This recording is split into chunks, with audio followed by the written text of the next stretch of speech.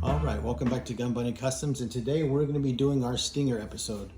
Now, I realize that this came out probably, about a month ago or so now, 5 weeks. And so I haven't done like an unboxing and review or an opinion video or anything like that. Everybody else has, so everybody's seen it or already has it. So I just kind of wanted to do a brief overview in my opinion of it and the 3 customs that I've made so far, from mild to pretty crazy, and go over the drivers that I made for them, and then just kind of give my opinion overall about the toy, and then kind of what I did to create these 3 versions of it so far. And it is an extremely enjoyable toy to customize, and for me with this, I'm not really adding much crazy stuff. I did obviously fabricate some parts for this one, but as far as like drilling into the body or anything like that, I want to try to keep it as sort of stock manufactured as look as possible, so it'd be mostly just like repaints and stuff like that, or switching out different accessories. Okay, so this is the I guess as stock as it can be right now. So I didn't like the little pergola slats in there.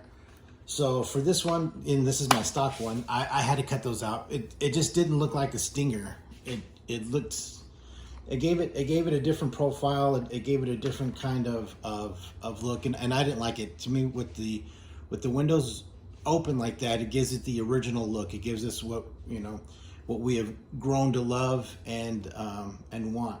So to me, that was just sort of a real easy thing. Still need to do a little bit of sanding, but I just took a hot X-Acto knife and then just slowly cut the slats and try to keep even with the inside surface of that sort of window armor frame around it. But I do like this look much better. I think it's just a cleaner look, and it doesn't look as confined. And also, you couldn't really take any pictures. You couldn't really even do like much driver photography for all the toy photography guys, because you can't see you wouldn't be able to see the driver. You wouldn't have the opportunity to take pics like that with him in the driver's seat without the door being open or the windshield being down. But that and the missing handrails in the back, to me, were the only two issues that I would have. You know what I mean? And they're obviously not very big, because I could easily cut that one off and I could fabricate another handrail like I did on the back of that one in order to make that. But it would have been nice, and I realized due to the height of the figures that the handrails would be really low, but just something for them to hold on to while in transport, because obviously you wouldn't want to hold on to the missiles. Not that they would be firing as they're driving, and kind of like they do in the cartoons. With something like this, I guess in the if you think of like a real world military application, this is going to be in an emplacement in and of itself, and those missiles would be guided into their intended target. So it wouldn't be something like where they were riding down the highway, in Springfield, shooting missiles at each other like that, off the back of this Jeep. But yeah, that's the as stock as I kept one, and then after the Vamp was released, 82, 83, I want to say it was 83 or 84, Sears in Canada made an exclusive where they did an all black Vamp pulling an all black MMS, and so it didn't have the doors and the roof like the Stinger, which came out the next year in 84, and it didn't have the missile rack. It came with the twin cannons on the back. So all I did was just obviously remove the armor and then switch out the missile rack for the twin 50 cals that came on the Vamp. So this was originally a Vamp, and this was the 50 cals that went to that, and then these are the missiles that went to that. I ended up just kind of switching them out in order to recreate that look, because I had some 3D printed missiles that were graciously donated to me by Scotty Grass, but once I had an extra set of the stock ones, I put them on because those 3D printed ones were a lot heavier, so it was always pulling was always pulling back. It was really hard to get them centered and balanced. So I just went ahead and swapped it out, so then that way it all looks kind of uniform. Okay, which brings us to the very first custom I did. Like I said, I ended up using a vamp, or a custom stinger that I did. I ended up using a vamp and using those missiles, like I said, that were graciously donated to me.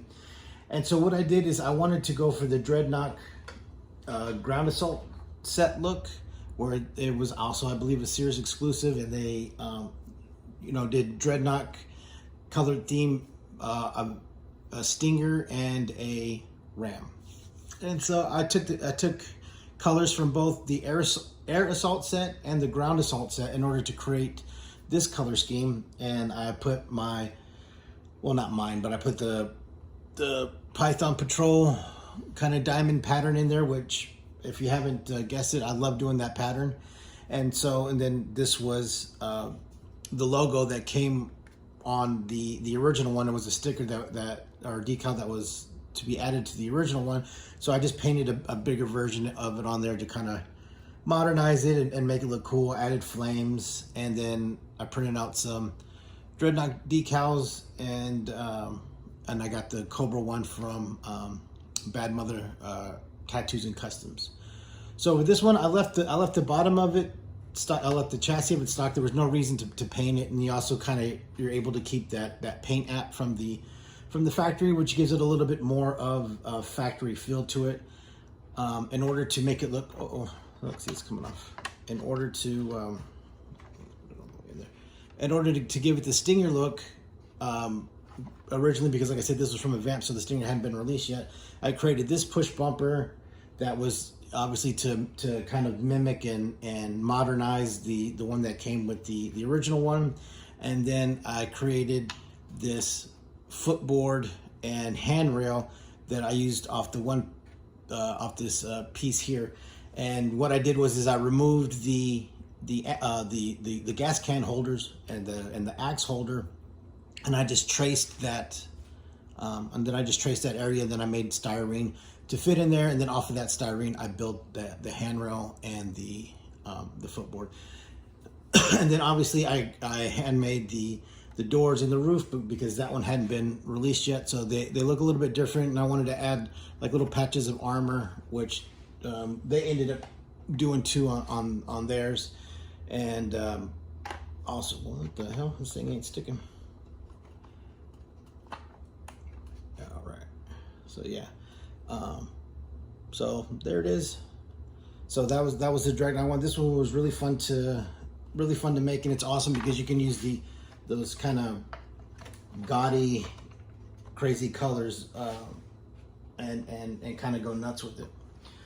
Now the last one that I did, that I just posted, I don't know, a couple of days ago, was this Python Patrol one that I call Blood and Honey. So I made this Python Patrol Major Blood a few months back, and for whatever reason, even though he is a pretty simple build, he's the Python Patrol Televiper top with the black Python Patrol Officer Trooper legs, his boots from his original V1 release, the arm obviously, and the head. But then I used the Televiper's wrist sort of communicator thing. And then I cut this up and got this off of, what's his name? Copperhead.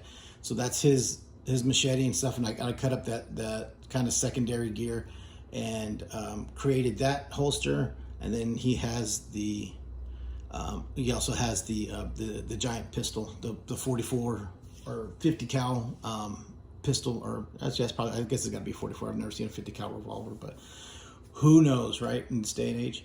And then one of my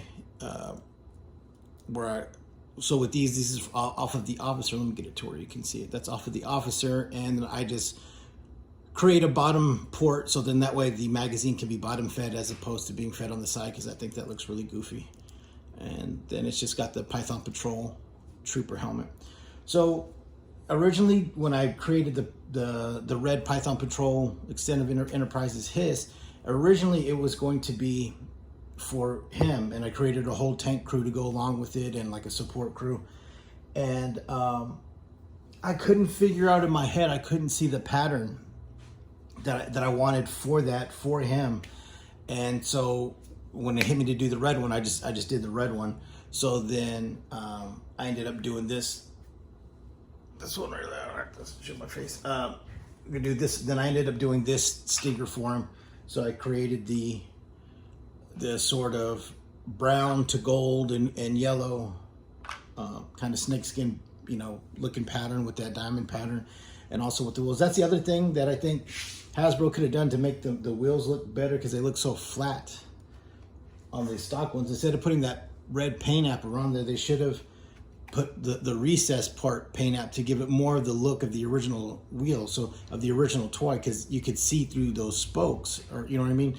So that would give that more of visual similarity that way. And so I ended up using, like I said, a brown to like a golden yellow, then like an orange yellow, and then to yellow, in order to create that fade. So there's 4 colors. You have the base, which is the bright yellow, and then the three on top like that. And then the decals are from Bad Mother Tattoo and Custom. So I got the Python Patrol ones and the Cobra logos for him, and then the ones that say Unlatch and Access, those came off of, I believe, my Moccasin decal sheet, which is also from Bad Mother Tattoo and Custom. And so originally this one had the green missiles, but I switched them out because I think it looks better red, to kind of keep just the gold, black, and red and gray of the toy. So then I will be repainting that little exhaust or intake port right there red where it's green, to make everything color coordinated and matched. So that's it. So that's my Stinger episode. I think it's a great vehicle. I will obviously be making as many more as I can. I would say, well, I don't know, as many more as I can, because they are kind of space consuming. So I'd say I'm probably going to do maybe 2 more. I'm not going to do Tiger Force because they're obviously going to release that. I'm not going to do the Mark II because they're obviously going to release that, because they already have the doors and the roof for it. They would just be a different missile rack, which I can guarantee is going to fit on top of that neck, and it's just going to be this portion that is different. And then, like I said, they'll also be releasing the Tiger Force one. So, and they also had a Python Patrol vamp back in the day, but it was like a convention exclusive or a Joe Club exclusive or something like that. And it was in the traditional kind of black and maroon Python Patrol colors of the vehicles of that era. Then I have my driver. So this is the driver that came with him, which is pretty cool. Like I said, he's a mix of the officer's legs, officer's bottom arms, or officer's arms, but has the chest, the torso, the face, and the helmet of the trooper. So as you can see, this is my custom Stinger driver, and I used the all officer body on him, so you can see he's got the different chest, the different chest piece, and the different face, and the different helmet. And then this one is the very first one that I did about 4 years ago now, or maybe a little bit more than that. This is the first one I did, and he's off of one of the original Cobra Island Troopers, I believe. And yeah, because he's got black gear. And so I made him 4 years ago. So he was one of my very first customs, and he's still actually my kind of my favorite looking driver. So he's sort of been the A driver to the officer one, the one that's on the officer body. Or now he could be the gunner on the back of that one. But I'm not mad at these. The only thing I just wish that Cobra logo on his chest was a little bit brighter, because it's barely visible. I wish it was as bright as the red on the handle and the hilt of of his dagger. So I might be doing that. I might just be touching up that red paint just to give him the same sort of brilliance in color as this one has. All right, so that's it. That's my Stinger episode. As I do more of them, I'll be obviously posting pics of that. I did a whole video series on this one because it was how to break the vamp down, and then I did the step-by-step of how I created all the components to that. So if you're interested in how I did that, there's a whole video series on how to do it and how to break these down so you can customize them yourself. All right, so that's going to be it today for today's episode. Please like and subscribe, and then check out Gun Bunny Customs on Instagram as well. You have a good day.